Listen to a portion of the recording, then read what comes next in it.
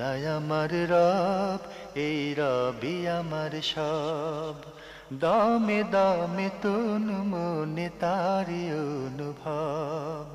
তোমার দুনিয়াতে আমি যেদিকে তাকাই, অথই নিয়ামতে ডুবে আছি সবাই।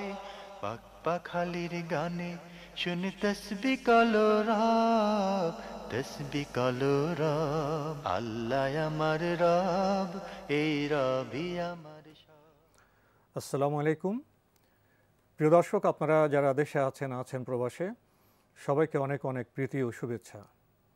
শুরু হলো আপনাদের প্রশ্ন নিয়ে আপনাদের এই প্রিয় অনুষ্ঠান আপনার জিজ্ঞাসা। আপনাদের সাথে আছে আমি জানুল আবেদিন আজাদ। আজকেও আপনাদের প্রশ্নের জিজ্ঞাসার জবাব দিচ্ছেন বিশিষ্ট আলেম ডক্টর মোহাম্মদ সাইফুল্লাহ। আসসালামু আলাইকুম ওয়া রাহমাতুল্লাহি ওয়া বারাকাতুহু। প্রিয় দর্শক, চলুন তাহলে জিজ্ঞাসার জগতে। শুরুতে একটি ইমেইল, এটি পাঠিয়েছেন সাখাওয়াত ইলাহি। আপনি লিখেছেন, কিছু লোককে দেখা যায় তারা আজান বা অন্য কোনো সময় মুহাম্মদ সাল্লাল্লাহু আলাইহি ওয়াসাল্লামের নাম শোনার সাথে সাথে দুহাতের বৃদ্ধাঙ্গুলি একসাথে চুমু খেয়ে তারপর চোখে লাগান। এর সপক্ষে নাকি একটি হাদিস আছে। আমি জানতে চাই এটা কতটা সহি বা এর ফজিলত কি? ধন্যবাদ। এভাবে প্রশ্ন করেছেন যে অনেককে দেখা যায় যখন মুহাম্মদ সাল্লাল্লাহু আলাইহি ওয়াসাল্লামের নাম আসে তখন তারা দুই হাতের আঙ্গুল একসাথ করে তারপরে ফু দিয়ে আবার চোখের মধ্যে লাগান। প্রথম কথা হচ্ছে রাসূলুল্লাহ সাল্লাল্লাহু আলাইহি ওয়াসাল্লাম এর নাম আসার মানে নাম শোনার পরে রাসূলুল্লাহ সাল্লাল্লাহু আলাইহি ওয়াসাল্লাম কি করতে বলেছেন। সহিহ হাদিস দ্বারা সাব্যস্ত হয়েছে রাসূলুল্লাহ সাল্লাল্লাহু আলাইহি ওয়াসাল্লাম বলেছেন যে কে আমার নাম শুনবে, মান যুকিরতু ইনদাহ, যার কাছে আমার নাম উল্লেখ করা হবে, ফালাম ইউসাল্লি আলাই, আমার উপর দরুদ পড়ল না, মানে সে ব্যক্তির ব্যাপারে রাসূলুল্লাহ সাল্লাল্লাহু আলাইহি ওয়াসাল্লাম বলেছেন যে সে ক্ষতিগ্রস্ত। মানে এখান থেকে বোঝা যাচ্ছে রাসূল সাল্লাল্লাহু আলাইহি ওয়াসাল্লাম মূলত তার নাম যখন আসবে তখন দরুদ পড়াটা হচ্ছে বিধান। এখন দরুদ পড়ার বিধানকে, সুন্নাহকে বাদ দিয়ে এই সুন্নার জায়গায় মানে বেদাত কিভাবে ঢুকিয়েছে শয়তান, আমাদের আবেগ তৈরি করে দিয়ে যে শয়তান সেখানে বেদাত ঢুকিয়েছে। আপনি সাল্লাল্লাহু আলাইহি ওয়াসাল্লাম আর বলেন না, আপনি সেই কাজ করতেছেন যে আপনি আঙ্গুল একসাথ করে চোখের মধ্যে মানে মুখের মধ্যে লাগিয়ে চোখের মধ্যে লাগাচ্ছেন। বরং রাসূলুল্লাহ সাল্লাল্লাহু আলাইহি ওয়াসাল্লাম বলেছেন, আবখালুন নাসি মান যুকিরতু ইনদাহু ফালাম ইউসাল্লি আলাইহি, যে মানুষের মধ্যে সবচেয়ে বখিল মানে সবচেয়ে কৃপণ ব্যক্তির পরিচয় করে দিচ্ছি, সে হলো ওই ব্যক্তি যার সামনে আমার নাম উল্লেখ করা হয়েছে সে দরুদ পড়ে নেই। তাহলে বোঝা গেল যে লোক দরুদ না পড়ে এই কাজটি করছেন সে আবখালুন নাস, মানুষের মধ্যে সবচেয়ে বখিল ব্যক্তি। রাসূলুল্লাহ সাল্লাল্লাহু আলাইহি ওয়াসাল্লামের নৈকট্য তো প্রশ্নই আসে না, কারণ এটাই রাসূলুল্লাহর নির্দেশনা। সুতরাং রাসূলুল্লাহ সাল্লাল্লাহু আলাইহি ওয়াসাল্লামের নির্দেশনা লঙ্ঘন করে তিনি যে কাজটি করছেন এটা হচ্ছে সবচেয়ে বেশি কৃপণতার কাজ। বরং আল্লাহ নবী সাল্লাল্লাহু আলাইহি ওয়াসাল্লাম বলেছেন এই হচ্ছে সবচেয়ে বেশি বড় কৃপণ। তাহলে এতে কোনো ফজিলত নেই, এটা কোনো হাদিসসম্মত কাজ নয়, এটা ফজিলতের কাজ নয়। মানে এরপরে যেটা বলছি সেটা হলো এই মর্মে রাসূলুল্লাহ সাল্লাল্লাহু আলাইহি ওয়াসাল্লামের কোনো মিথ্যা হাদিসও সাব্যস্ত হয়নি। সহিহ হাদিস তো দূরের কথা, মানে কোনো মিথ্যা হাদিসও আসেনি।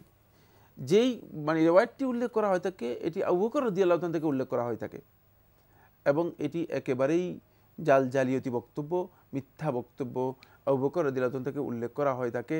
যদি এই ধরনের কাজ করা হয়, বলা হয় থাকে যে তাদের চোখের জ্যোতি বৃদ্ধি পায়। যদি চোখের জ্যোতি বৃদ্ধি পায় তাহলে রাসূল সাল্লাল্লাহু আলাইহি ওয়াসাল্লামের নাম বললেই তো চোখের জ্যোতি বৃদ্ধি পাবে। কিন্তু এটা কি আদৌ রাসূলুল্লাহ সাল্লাল্লাহু আলাইহি ওয়াসাল্লাম বলেছেন? না, এই ধরনের হাদিস সাব্যস্ত হয়নি, বরং এটি একটা মিথ্যা হাদিস।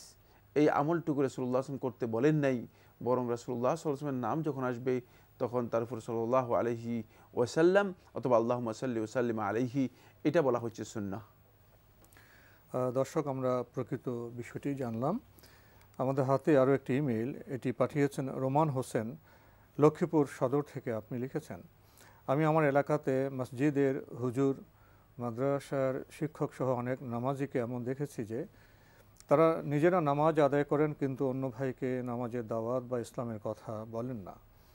এখন আমার প্রশ্ন হলো, দাওয়াতি কাজ করা যেহেতু ফরজ, সেহেতু যারা দাওয়াতি কাজ করেন না তাদের জন্য শরীয়তের হুকুম কি? সুন্দর প্রশ্ন করেছেন। কোনো সন্দেহ নেই যে দাওয়াতি কাজ করা ইসলামে ফরজ, কিন্তু দাওয়াতি কাজ করার জন্য মূলত মানে ওই দাওয়াতের ইলম তাদের কাছে থাকতে হবে। মানে যাদের কথা আপনি উল্লেখ করেছেন আমি জানি না, যদি তারা সেই জ্ঞান রাখে অথচ দাওয়াতের কাজ করছে না, তাহলে কিন্তু তারা গুনাহগার হচ্ছে। তারা অত্যন্ত গুরুত্বপূর্ণ একটি ফরজ। মসজিদের হুজুর মাদ্রাসা শিক্ষক, মসজিদের হুজুর মাদ্রাসা শিক্ষক মানে হতে পারে যে তাদের কাছে দাওয়াতের জ্ঞান নাও থাকতে পারে। যাই হোক, যদি তাদের কাছে আপনি মনে করেন যে দাওয়াতের জ্ঞান আছে, দাওয়াত দেওয়ার মতো জ্ঞান আছে, কিন্তু দাওয়াতি কাজ না করে থাকেন, তাহলে তারা গুনাহগার হচ্ছেন, বরং তারা বড় ধরনের একটি অপরাধ করছেন, যেহেতু এটি ফরজ কাজ লঙ্ঘন করছেন। এই কারণে তারা যে নিজস্ব সালাত আদায় করতেছে, এতে কোনো অসুবিধা নেই, কিন্তু তাদেরকে বোঝানো যেতে পারে। তাদেরকে মানে হয়তো অনেকে আছেন যে মনে করেন যে মনে হয় যেন ইসলামটা ইন্ডিভিজুয়াল। ইসলামের সব বিধান ইন্ডিভিজুয়াল না, ব্যক্তিগত না। মানে ইসলামের কিছু বিধান আছে ব্যক্তিগত, কোনো সন্দেহ নেই। বাকি ইসলামের মধ্যে যেমনিভাবে ইবাদতগুলো রয়েছে, তেমনিভাবে ইসলামের মৌলিক একটি কাজ রয়েছে, সেটা হচ্ছে দাওয়াতু ইলাল্লাহ, আল্লাহর দিকে মানুষদেরকে আহ্বান করা। আর এটাকে আল্লাহ সুবহানাহু ওয়া তাআলা কোরআনে কারীমের মধ্যে বলেছেন, ওয়ামান আহসানু কাওলাম মিম্মান দাআ ইলাল্লাহি ওয়া আমিলা সালিহান ওয়া ক্বালা ইন্নানি মিনাল মুসলিমিন। সেই ব্যক্তির কথার চেয়ে কার কথা উত্তম হবে? মিম্মান দাআ ইলাল্লাহ, যে মানুষদেরকে আল্লাহর দিকে আহ্বান করবে, ওয়া ক্বালা ইন্নানি মিনাল মুসলিমিন, এবং এই ঘোষণা দিবে যে আমি মুসলিমদের অন্তর্ভুক্ত, আমি মুসলিমদের একজন। মূলত এই দাওয়াতি কাজটি ইসলামে অত্যন্ত গুরুত্বপূর্ণ বিষয়। আল্লাহ রাব্বুল আলামিনের কাছে সবচেয়ে মানে পছন্দনীয় কাজ, আল্লাহ তার কাছে সবচেয়ে প্রিয় কাজ। সুতরাং এই দাওয়াতের গুরুত্ব যারা বুঝে না, তাদেরকে দাওয়াতের গুরুত্ব বুঝাতে হবে। গুরুত্ব বুঝলে হয়তো আমরা মানে দাওয়াতের কাজে নিজেদেরকে সম্পৃক্ত করতে পারবো। তবে কারণ এই দাওয়াতের কাজের মধ্যে যার আসলেই সত্যিকার যোগ্যতা নেই, সে যদি দাওয়াতের চেষ্টা করেন, তাহলে তিনি বিভ্রান্ত করার সম্ভাবনা আছে। এটাও কিন্তু মানে যেমন রাস্তা, আপনাকে এই রাস্তায় আসতে হবে, কিন্তু আপনি সতর্ক থাকতে হবে, যেটা পিচ্ছিল, যে কোনো সময় আপনি এখানে পড়ে যেতে পারেন, কারণ এটা অত্যন্ত কঠিন রাস্তা। কারণ হলো মানে আমলও বরবাদ হয়ে যেতে পারে যদি দাওয়াত যোগ্যতা অর্জন করতে হবে, সেই যোগ্যতা অর্জন করতে হবে। মানে কারণ আপনি দাওয়াত দিতে গিয়েছেন, শেষ পর্যন্ত আপনি নিজের আত্মপ্রচারে চলে গিয়েছেন। এই ধরনের ঘটনা, দাওয়াতের পদ্ধতিও জানতে হবে। হ্যাঁ, এই ধরনের ঘটনা কিন্তু বহু লোকের মধ্যে হয়ে থাকে। বহু লোক এই ধরনের ঘটনার সাথে সম্পৃক্ত হয়ে যায়, ফলে নিজের সমস্ত আমলটুকু নিয়ে বরবাদ করে দিলেন। তাই সতর্কতা অবলম্বন করতে হবে। কি পথটি অত্যন্ত পিচ্ছিল, এখানে সতর্কতার বিষয় রয়েছে, আর এখানে পাথেয়ের বিষয় রয়েছে। মূল পাথেও যদি কারো কাছে না থাকে, তিনি কিন্তু এখানে নামলে তিনি নিজেই ক্ষতিগ্রস্ত হওয়ার সম্ভাবনা রয়েছে। প্রিয় দর্শক, আমরা বিষয়গুলি সম্পর্কে অবগত হলাম। রোমান হোসেন, আপনি আরও লিখেছেন, নামাজে অধিক মনোযোগী হওয়ার উপায় কি? এটি একটা বড় প্রশ্ন করেছেন, অনেক বড় কোশ্চেন। মানে কারণ নামাজে অধিক মনোযোগী হওয়ার জন্য এ বিষয়ে অসংখ্য মানে রচনা রয়েছে, প্রবন্ধ রয়েছে, বই রয়েছে। শেখ মোহাম্মদ সালেহ আল মুনাজ্জিদ হাফিজাহুল্লাহ তাআলা তিনি এই বিষয়ে একটা বই লিখেছেন এবং 36টি উপায় উল্লেখ করেছেন। একটু ভালো করে আপনি ইসলাম কিউএতে যান, islamqa.com-এ যান, তাহলে আপনি দেখবেন যে সেখানে বিস্তারিত শেখের আলোচনা রয়েছে। আপনি সেখান থেকে বেশি উপকৃত হতে পারবেন। তবে আমি শুধুমাত্র দুইটি পয়েন্ট আলোচনা করব। এক নম্বর পয়েন্ট হচ্ছে, সলাতের মধ্যে সত্যিকার মনোযোগ আনতে হলে সলাতের মধ্যে মানে যিনি অংশগ্রহণ করবেন তিনি পরিপূর্ণ তহারাত হাসিল করবেন, পবিত্রতা হাসিল করবেন। কারণ তহারাতটা মানে বাহ্যিক পরিশুদ্ধি, পরিচ্ছন্নতা, মানে অন্তরের পরিশুদ্ধি এবং পরিচ্ছন্নতাকে মানে অন্তর্ভুক্ত করে। তাই দুটি হ্যাঁ মানে একটার সাথে আরেকটা সম্পর্ক রয়েছে। দেখবেন একজন লোক যদি মানে কর্দমাক্ত ঘর্মাক্ত থাকে, আরেকজন যদি গোসল টোসল করে ফ্রেশ হয়, তাহলে তার মানসিকভাবে মানে ভালো লাগে। মানে এটার সাথে একটা বড় ধরনের সম্পর্ক রয়েছে। এই জন্য তহারাতটা এখানে অত্যন্ত গুরুত্বপূর্ণ বিষয়। রাসূলুল্লাহ সাল্লাল্লাহু আলাইহি ওয়াসাল্লাম বলেছেন যে তহারাত যে সত্যিকার হাসিল করতে পারবে না, শয়তান খুব দ্রুত তাকে ওয়াসওয়াসা দিতে পারবে সালাতের মধ্যে। তার মনোযোগ শয়তান কাট করতে পারবে, বিচ্ছিন্ন করতে পারবে, শুধুমাত্র খুব সহজে প্রস্তুতি দুর্বল, দুর্বল যেহেতু। এই জন্য তহারাত পরিপূর্ণরূপে হাসিল করা। তা আমরা দেখতে পাবো রাসূলুল্লাহ সাল্লাল্লাহু আলাইহি ওয়াসাল্লাম এটাকে রিবাতের সাথে মানে তুলনা করেছেন। রিবাত মানে যুদ্ধক্ষেত্রে মানে প্রস্তুতি নেওয়ার যে বিষয়টি, এটাকে রিবাত বলা হয়ে থাকে। মানে শত্রুদের মোকাবেলা করার জন্য যে মানে প্রাথমিক স্টেজ, সেটা হচ্ছে রিবাত। আর এই রিবাতের সাথে তুলনা করেছেন ইসবাগুল উদু আলাল মাকারিহ, কোনো কষ্টের সময়, শীতের সময়, মানে সমস্যার সময় পরিপূর্ণরূপে সম্পূর্ণভাবে উজু করা, সম্পূর্ণরূপে উজু করা। তাই এই উজুটাকে পরিপূর্ণরূপে আদায় করা, এটা কিন্তু খুব ইম্পর্টেন্ট একটা বিষয়। এই জন্য তহারাত, পরিপূর্ণ তহারাতের কথা বলেছি। দ্বিতীয় যে পয়েন্টটি আমি আলোচনা করব সেটা হচ্ছে সলাত এর মধ্যে আমরা যে বিষয়গুলো তুলে ধরে থাকি, সেগুলো সম্পর্কে সত্যিকার উপলব্ধি থাকতে হবে। আমি আসলে এখানে আল্লাহ রাব্বুল আলামিনের জিকির করতেছি না আমি আসলে কি বলতেছি, কারণ হতে পারে যে আল্লাহ তাআলা জিকির করতে গিয়ে আমি জিকিরে ভুল হয়ে যেতে পারে। আবার আপনার কাছে ফিরে আসছি। বিরতির আগে আমরা ভাই রোমান হোসেন আপনার ইমেল পড়ছিলাম, আপনি সবশেষে লিখেছেন জান্নাত লাভের জন্য কোন আমলটি বেশি বেশি করা উচিত? ধন্যবাদ। জান্নাতের জন্য মূলত যে সমস্ত কাজগুলো আমাদের উপর আল্লাহ সুবহানাহু ওয়া তাআলা ফরজ করেছেন সেগুলো অবশ্যই আদায় করতে হবে, কারণ ফরজ কাজগুলো যদি আপনি করতে না পারেন তাহলে আপনি জান্নাত লাভ করতে পারবেন না। এই জন্য ফরজ কাজগুলো আল্লাহ রাব্বুল আলামিনের কাছে সবচেয়ে প্রিয়, এবং আল্লাহ সুবহানাহু ওয়া তাআলা এই ফরজ কাজগুলো করতে আমাদেরকে বলেছেন, সেগুলো আমাদেরকে বেশি বেশি করতে হবে। এছাড়াও কতগুলো মৌলিক বিষয় রয়েছে রাসূলুল্লাহ সাল্লাল্লাহু আলাইহি ওয়াসাল্লাম বিভিন্ন ভাবে এই মৌলিক বিষয়গুলো উল্লেখ করেছেন। সেগুলোর মধ্যে হাদিসের কিতাবগুলোর মধ্যে অনেক দীর্ঘ আলোচনা রয়েছে।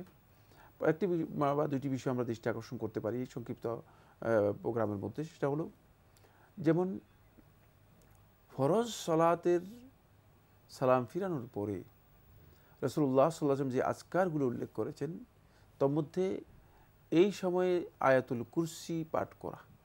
হাদিসের মধ্যে রাসূলুল্লাহ সাল্লাল্লাহু আলাইহি ওয়াসাল্লাম ইরশাদ করেছেন যে ব্যক্তি আয়াতুল কুরসি পাঠ করলো জান্নাতে প্রবেশ করার জন্য তার মৃত্যু ছাড়া আর কোনো বাধা নেই, অর্থাৎ সে সরাসরি মৃত্যু হলেই তখন জান্নাতি হয়ে যাবে। তাহলে এই বিষয়টি কিন্তু খুবই ইম্পর্টেন্ট। রাসূলুল্লাহ সাল্লাল্লাহু আলাইহি ওয়াসাল্লাম জান্নাতের একবারে সরাসরি একটা পথ উল্লেখ করে দিয়েছেন। নামাজে সালাম ফিরানোর পরে আয়াতুল কুরসি পড়া। এটা কি আপনার ফরজ নফল সব নামাজে? ফরজ সালাতের পরে আয়াতুল কুরসি পড়ার বিষয়টি রাসূলুল্লাহ সাল্লাল্লাহু আলাইহি ওয়াসাল্লাম বলেছেন। কিন্তু দুঃখের বিষয় হচ্ছে এই যে ফরজ সালাতের পরে আমরা অন্য সব কিছু করি কিন্তু শুধু আয়াতুল কুরসিটা পড়ি না, যেহেতু শয়তান আমাদেরকে এখান থেকে দূরে সরিয়ে রাখছে। শয়তান তো অনেক কৌশলী। শয়তানের বুদ্ধিমত্তা হচ্ছে এই যে তাতে করে আল্লাহর বান্দাদেরকে এই পথ থেকে সুন্নাহর পথ থেকে দূরে সরাতে পারে। এই জন্য শয়তান অত্যন্ত কৌশল করে আমাদেরকে দূরে সরিয়ে রেখেছে। আরেকটি হাদিস রাসূলুল্লাহ সাল্লাল্লাহু আলাইহি ওয়াসাল্লাম বলেছেন যে ব্যক্তি হজ করলো, মান হাজ্জা ফালাম ইয়ারফুস ওয়ালাম ইয়াফসুক রাজাআ কায়াউমান ওয়ালাদাতহু উম্মুহু।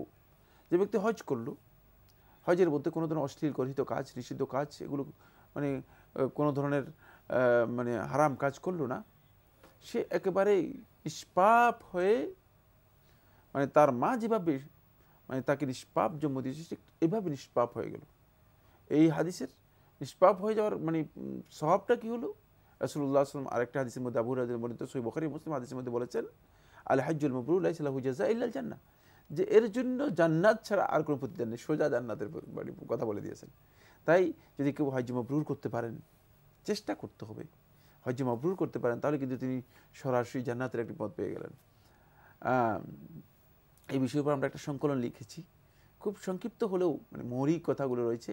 এসো জান্নাতের দিকে, জান্নাতে যাওয়ার জন্য যে পথগুলো রয়েছে সেগুলো সেখানে আমরা উল্লেখ করেছি, যেগুলো রাসূলুল্লাহ সাল্লাল্লাহু আলাইহি ওয়াসাল্লাম হাদিসের মধ্যে উল্লেখ করেছেন। দুটি বিষয় দৃষ্টি আকর্ষণ করলাম, এটি একটি দীর্ঘ আলোচ্য বিষয়। প্রিয় দর্শক, আমরা খুবই গুরুত্বপূর্ণ বিষয়ে জানলাম। এবার আমাদের হাতে একটি ইমেল, এটি পাঠিয়েছেন মোহাম্মদ আবু হানিফ, রামপুরা, ঢাকা থেকে।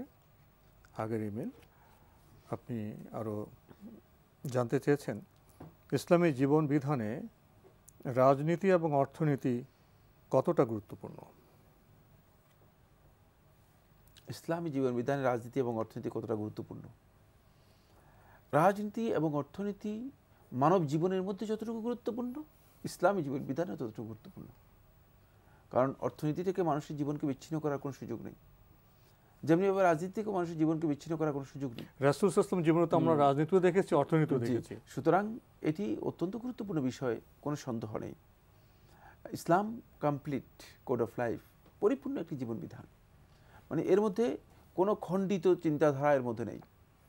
মূলত আমরা ইসলামকে কেউ কেউ খণ্ডিত করেছি, কেউ ইসলামকে সীমাবদ্ধ করেছে মসজিদ এবং খানকার মধ্যে, কেউ ইসলামকে সীমাবদ্ধ করেছে বিভিন্ন সিল্লা এবং কিল্লার মধ্যে।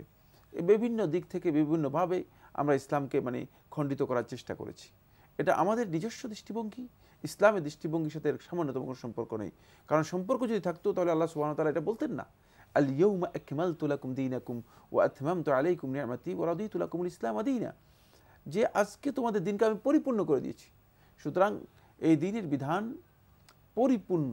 এখানে পরিপূর্ণ অর্থ হচ্ছে যে কিছু বাকি আছে, একথা বলার কোনো সুযোগ নেই। কারো পক্ষে মানে আর এর মধ্যে নতুন কোনো কিছু ইনপুট, নতুন কোনো কিছু সংযোগ করার, নতুন কোনো কিছু প্রবেশ করানোর কোনো সুযোগ ইসলামের মধ্যে আর নেই। ইন করা বা আউট করা কোনোটারই সুযোগ নেই, এটি পরিপূর্ণ। তাই ইসলামের মধ্যে অর্থনীতি রয়েছে। রাসূলুল্লাহ সাল্লাল্লাহু আলাইহি ওয়াসাল্লাম ইসলামের অর্থনীতির মিশনগুলো বলেছেন কোরআনের সুস্পষ্ট বক্তব্যের মাধ্যমে সাব্যস্ত হয়েছে। আহাল্লাহুল বাইয়া ওয়া হারামার রিবা।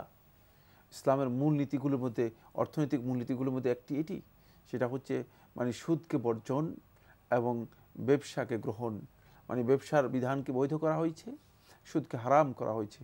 এটি অর্থনৈতিক ইসলামের বিধান। এবং আরও অনেকগুলো বিষয় মানে কোরআনে কারীমের মধ্যেই সরাসরি আলোচনা করা হয়েছে। আরও আশ্চর্যের বিষয় হচ্ছে এই, শুধুমাত্র কোরআনের মধ্যে একটি আয়াত রয়েছে, যে আয়াতটি হচ্ছে কোরআনের সবচেয়ে বড় আয়াত। কোরআনে কারীমের মধ্যে সূরা আল বাকারার মধ্যে সবচেয়ে বড় আয়াত হচ্ছে আয়াতুল মুদায়ানা অথবা আয়াতুদ দাইন, ঋণের আয়াত। অর্থাৎ পুরাটাই অর্থনীতির সাথে জড়িত কোরআনের এই আয়াতটি। তাহলে বোঝা গেল যে আল্লাহ সুবহানাহু ওয়া তাআলা মানে এই বিষয়ে কত বেশি গুরুত্ব দিয়েছেন, যে কোরআনে কারীমের একটি দীর্ঘ আয়াত এবং বড় আয়াতের মধ্যে শুধু ঋণ কিভাবে নেবেন, মানে ঋণের সাথে সম্পৃক্ত যে সমস্ত বিষয়গুলো রয়েছে সেগুলো নিয়ে আলোচনা করেছেন। তাই ইসলাম অর্থনীতি থেকে মুক্ত নয়, বরং ইসলামের অর্থনীতি রয়েছে। আমরা না জানলে হয়তো আমাদের জানা নেই, কিন্তু মানে নিশ্চয়ই আছে, এবং যারা জেনেছেন তারা জানতে পেরেছেন। মৌলিক যে বিষয়টি জানতে হবে আমাদেরকে, ইসলামে অর্থ উপার্জনের পথ বলে দেওয়া হয়েছে, ব্যয়ের পথ দেওয়া হয়েছে, সেখানে দুইটাই শৃঙ্খলা বিধান করা হয়েছে। দুইটা রয়েছে, শুধু দুইটা রয়েছে তা নয়, বরং এর গুরুত্ব এত অপরিসীম যে কিয়ামতের দিন যে 4টি প্রশ্ন হবে তবে 2টি প্রশ্ন হচ্ছে অর্থনৈতিক প্রশ্ন, 2টি প্রশ্ন হচ্ছে অর্থনৈতিক প্রশ্ন। তাহলে বোঝা যাচ্ছে যে এটা কত গুরুত্বপূর্ণ বিষয়। তারপর আসছে যে পয়েন্টটি, সেটা হলো রাজনীতি। রাজনীতি বলতে মানে যে জিনিসকে বোঝায়, রাজনীতি শব্দটি অনেকভাবে কলুষিত হয়েছে, অনেকভাবে এই শব্দটি এখন রাজনীতি পলিটিক্স হয়ে গেছে, মানে নোংরামিতে চলে গিয়েছে। মানে অনেকভাবে শব্দের মধ্যে এখন মানে বিভিন্ন ধরনের মানে কদার্যতা এসে গিয়েছে, কিন্তু আসলে এই শব্দের মধ্যে কিন্তু কদার্যতা নেই। শাব্দিকভাবে এই যে এর যে ডেফিনিশন রয়েছে, এটা হলো জনকল্যাণের কাজ এক কথায়। বরং শেখুল ইসলাম ইবনে তাইমিয়া রাহমাতুল্লাহ বলেছেন যে মাসলাহাতুল ইবাদ, বান্দাদের মাসলাহাত নিয়ে যে বিষয় আলোচনা করা হয় থাকে, এটা হচ্ছে ইসলামী রাজনীতি, এটা হচ্ছে আসিয়াসা শারঈয়া, মানুষের সমস্যা সম্ভাবনা এই বিষয়ের উপর শেখুল ইসলাম ইবনে তাইমিয়া রাহমাতুল্লাহ কিতাবে লিখেছেন আসিয়াসা শারঈয়া, মানে ইসলামী রাজনীতি।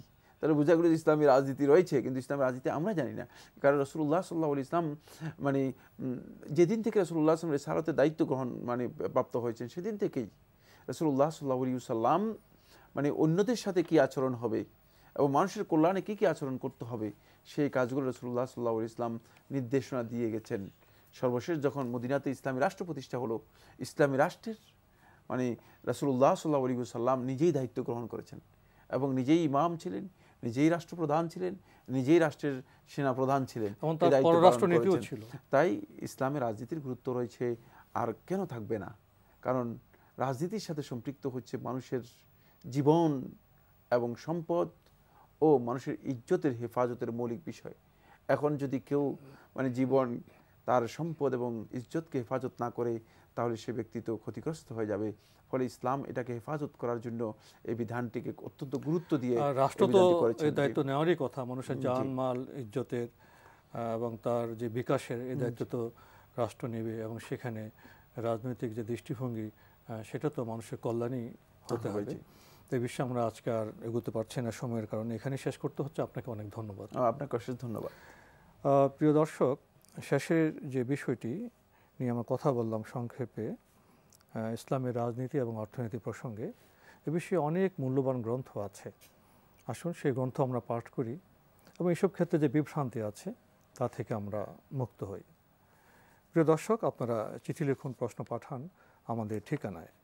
পরিচালক আপনার জিজ্ঞাসা, NTV, BSCC ভবন, 7ম তলা, 102 কাজী নজরুল ইসলাম এভিনিউ, কারওয়ান বাজার, ঢাকা 1215। আপনারা ইমেলও করতে পারেন। আমাদের ইমেল অ্যাড্রেস আপনার জিজ্ঞাসা @ntvbd.com। প্রিয় দর্শক, আপনারা আমাদের অনুষ্ঠান NTV অনলাইনেও দেখতে পারেন। ভিজিট করুন www.ntvbd.com। প্রিয় দর্শক, আপনারা সবাই নিরাপদে থাকুন, থাকুন শান্তিতে। আসসালামু আলাইকুম। আমার রব, এই রবি আমার সব, দামে দামে তুন মনে তারি অনুভব, তোমার দুনিয়াতে আমি যেদিকে তাকাই অথই নিয়ামতে